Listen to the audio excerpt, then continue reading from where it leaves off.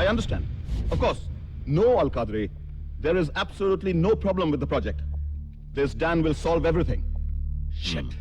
കോടിക്കണക്കിന് റിയാൽ എണ്ണി തന്ന സകല ശേഖന്മാർക്കും ഇപ്പൊ തന്നെ ഇരിപ്പിടം പൊള്ളാൻ തുടങ്ങി. ഇനി സായിപ്പന്മാരുടെയും വിളി വരുന്നതിന് മുമ്പേ അവനെ അങ്ങ് ഫിനിഷ് ചെയ്തേക്കണം അറ്റ് എനി കോസ്റ്റ്. പറ്റോടാ നിനക്ക്? ഭയ്യ സമാധാനമായിട്ടിരിക്കെ. അവന്റെ കാര്യം ഞാൻ നോക്കിക്കോളാം. ആ ചടങ്ങങ്ങോട്ട് ഭംഗിയായിട്ട് അവസാനിപ്പിക്കാൻ എന്താ എനിക്ക് ഒരു കൈ തന്നെ ധാരാളമാ. You must do it. Sure.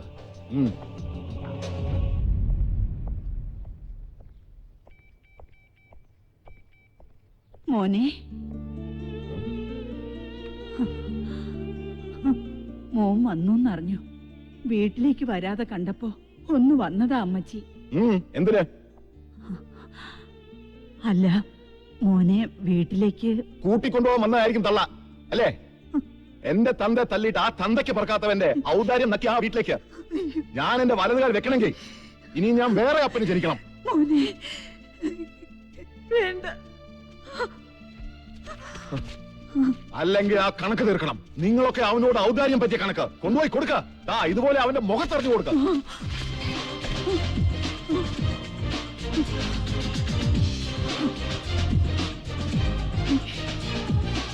3 പൈസയുടെ ബുൾബുൾ മുട്ടായിക്ക് വേണ്ടി പണ്ട് മുട്ടായി തെരുവിൽ തെണ്ടി തിരിഞ്ഞ് നടന്ന നീ ഇപ്പൊ 1000ന്റെ നോട്ട് കെട്ട് പെറ്റമ്മയുടെ മുഖത്തേക്ക് വലിച്ചെറിഞ്ഞ് വല്ലാതെ അങ്ങോട്ട് ഓവറാക്കല്ലേ കോയ.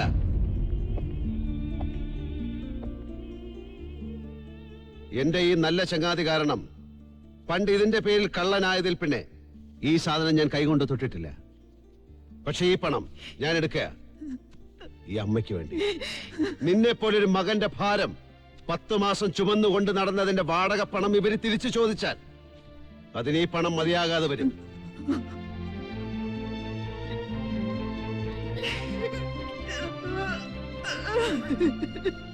ഗുഡ്. അപ്പൊ അലിബായ്ക്ക് തല്ലാൻ മാത്രമല്ല ഉപദേശിക്കാനും അറിയാം. നിന്റെ ആ തെണ്ടിക്കൂട്ടങ്ങളില്ലാതെ ഒറ്റയ്ക്ക് അവിടെ വരാൻ നിനക്ക് എങ്ങനെ ധൈര്യം വന്നടാ?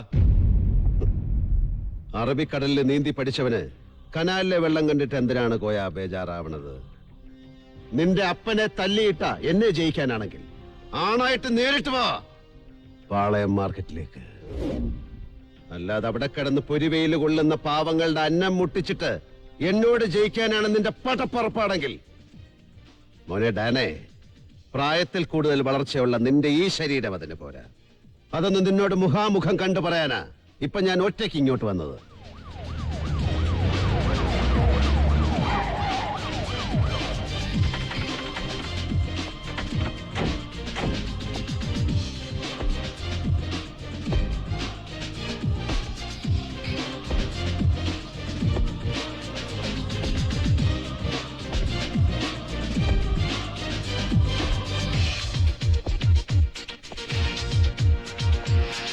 അത് ശരി, കമ്മീഷണർ സാറ് കാര്യങ്ങളൊക്കെ അപ്പപ്പോ വന്ന് ഈ മേൽ കമ്മിറ്റിയിൽ റിപ്പോർട്ട് ചെയ്യുന്നുണ്ടല്ലേ? ഏതൊക്കെ കാര്യങ്ങൾ എവിടെയൊക്കെ റിപ്പോർട്ട് ചെയ്യണമെന്ന് എനിക്ക് നന്നായിട്ട് അറിയാം. അതിൽ തന്തയ്ക്ക് പറക്കാത്ത ഒരു അങ്ങാടിപ്പട്ടിയുടെയും ശുപാർശ വേണ്ട എനിക്ക്.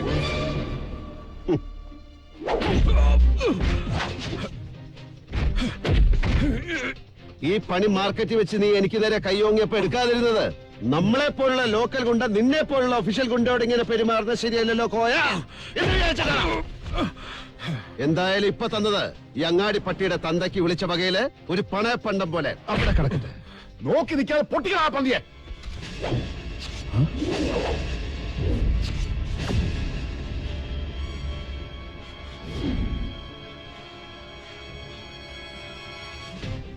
കൊല്ലപ്പുരയിലെ കത്തി മാത്രമല്ല കോയ, ഇതുപോലെ തൊട്ടാ പിടയ്ക്കണ സാധനവും കിട്ടും കോഴിക്കോട് അങ്ങാടിയില്.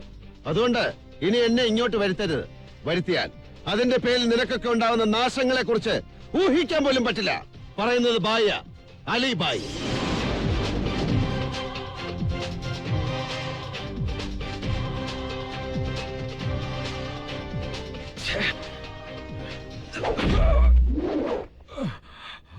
കൊണ്ടടിക്ക് റിയാക്ട് ചെയ്യാൻ നീ ആര്? M N നമ്പ്യാരാ?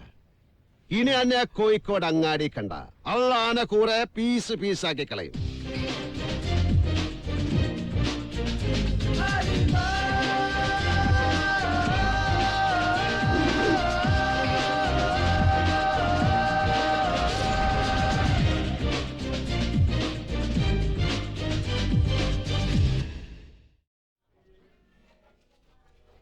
ഇത് വരുമ്പോ ആട്ടുംകൂട്ടം വരണം, അത് ഒരുമിച്ചാ വരിക.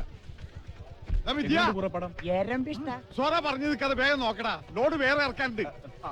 വേഗം ഇറക്കടാ. കണ്ടേട്ടാ എന്താണ്ടാ ഈ ലോഡ് ഇറക്കിക്കോട്ടെ. അതാ ലോറി.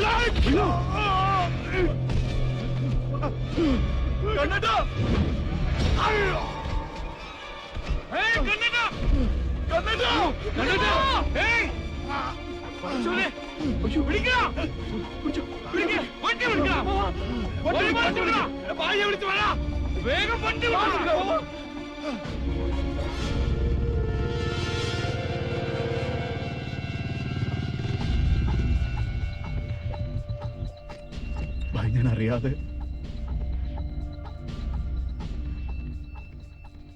ഭായി വന്നല്ലോ. ഡോക്ടർക്ക് ഭായി ഒന്ന് കാണണമെന്ന് പറഞ്ഞു.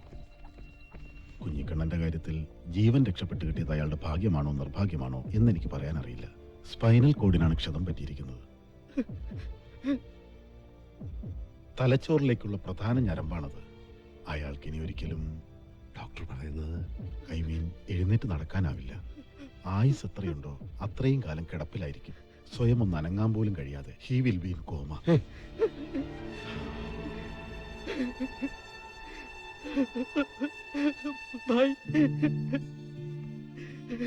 എന്റെ കുഞ്ഞമ്മാവൻ പോയല്ലോ.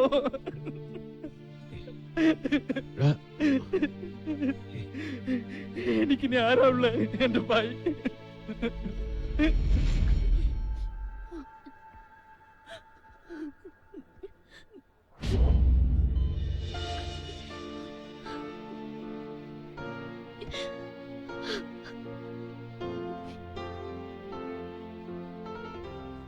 നിനക്ക് ചെറിയ പ്രായ, പക്ഷെ നീ എപ്പോഴും തലയിലേറ്റുന്നത് വലിയ ഭാര. തലയിൽ ഭാരം പേറി ജീവിക്കാൻ തീരുമാനിച്ചവര് നോക്കിയും കണ്ടു വരത്തില്ലെങ്കിൽ പിന്നെ കഴുത്തൊടിയും. അതോടെ തീർന്നു അവന്റെ ജീവിതം. മനസ്സിലായ കുട്ടിക്ക്?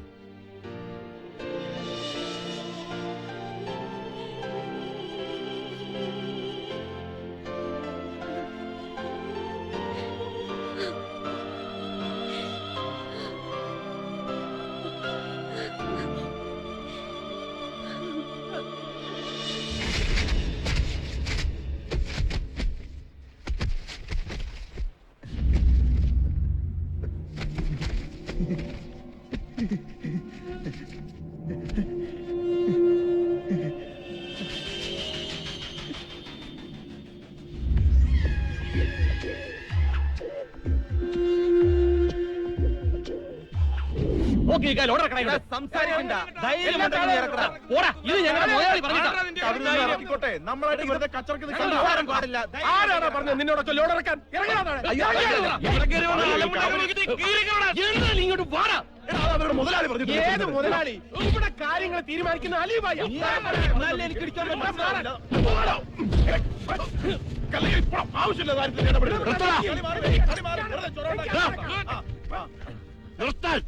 തമ്മി തല്ലുന്നടാ നായ്ക്കളെ.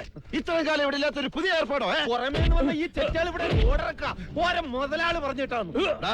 ഈ ഗോഡൌണുകളുടെ മുതലാളിമാരെയൊക്കെ നമ്മൾ കാണാൻ തുടങ്ങിയിട്ട് കാലം കുറയായി. അക്കൂട്ടത്തിൽ ഏത് മുതലാളിയാ ഇമ്മാതിരി ഒരു പോക്കർത്തരം കാണിക്കാൻ നിന്നെയൊക്കെ ഇങ്ങോട്ട് പറഞ്ഞു വിട്ടത്?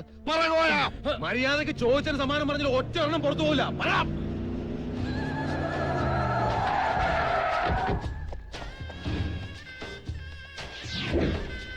സലാം അലി ഭായ്.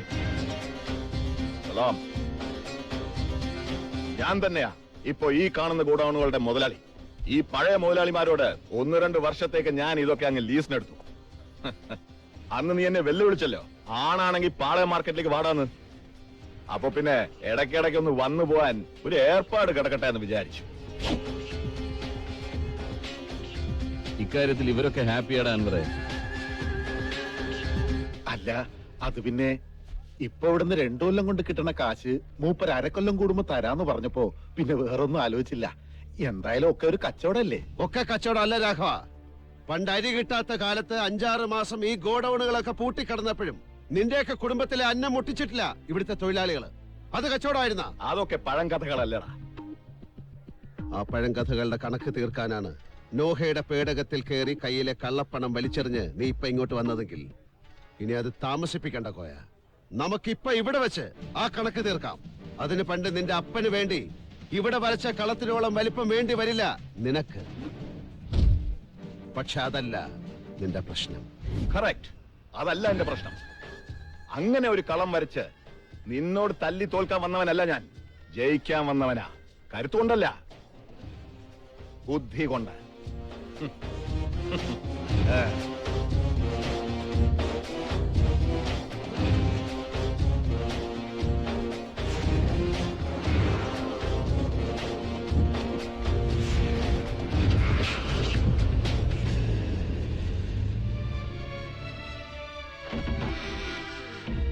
ഇങ്ങോട്ട് വാടാ. ഇനി ഈ പന്നിന്റെ മേലെ കൈവച്ചവൻ ചത്തുപോകുമ്പായി. ഏതൊക്കെ കോടതി ചോദിച്ചിട്ടും ഇവന്റെ നാക്കനങ്ങളില്ല. കണ്ടോ ഭായി, ഓന്റെ അരയിൽ മുഴുവൻ 1000ന്റെ കെട്ടാ. പറടാ. വേണ്ട, തല്ലി മുറിവേൽപ്പിക്കാൻ ഇവൻ നമുക്ക് അന്യനൊന്നും അല്ലല്ലോ. ഒരു അനിയനല്ലേ അല്ലടാ. നിന്റെ കയ്യിൽ നിന്ന് ഒരു ചാക്ക് കുഞ്ഞിക്കണ്ണേട്ടന്റെ തലയിലേക്ക് തെന്നി വീണപ്പോ അതറിയാതെ പറ്റിപ്പോയതാവട്ടെ എന്നായിരുന്നു ഉള്ളില്. എന്നാലും കാലം ഇതല്ലേ. അതുകൊണ്ടാ ഇവരോട് നിന്നെ ഒന്ന് നോക്കാൻ പറഞ്ഞത്. രാവന്തി വരെ ഭാരം പേറി ജീവിക്കണോന് അവസാനം സമ്പാദ്യമായിട്ട് ബാക്കിയാവാ നെറും തലയിൽ ഒരു തഴമ്പ. അപ്പൊ ഈ പറഞ്ഞ 1000ന്റെ കെട്ടും ഫോറിന്റെ കല്ലുമൊക്കെ ചിലപ്പോ ഒന്ന് മനസ്സ് മാറ്റിക്കളയും. നമ്മളൊക്കെ മനുഷ്യന്മാരായതുകൊണ്ട്. എന്നോടല്ല, നമ്മുടെ കൂട്ടത്തിൽ ആരോടായാലും അംഗം ജയിക്കാൻ വേണ്ടി ഒരുത്തൻ പാളയം മാർക്കറ്റിലേക്ക് കടന്നു വന്നാൽ അവന് വേണ്ടി ഒരു കളം വരയ്ക്കും ഞാൻ. പക്ഷെ നമ്മുടെ കൂട്ടത്തിലുള്ളവര് അങ്ങോട്ടും ഇങ്ങോട്ടും ചതിക്കാനും കൊല്ലാനും ഒരുമ്പിട്ടിറങ്ങിയാൽ അവിടെ തോക്കുന്നത് ഞാനാ. നിങ്ങളൊക്കെ പേരിട്ട് വിളിച്ച ഈ അലീഭായ്.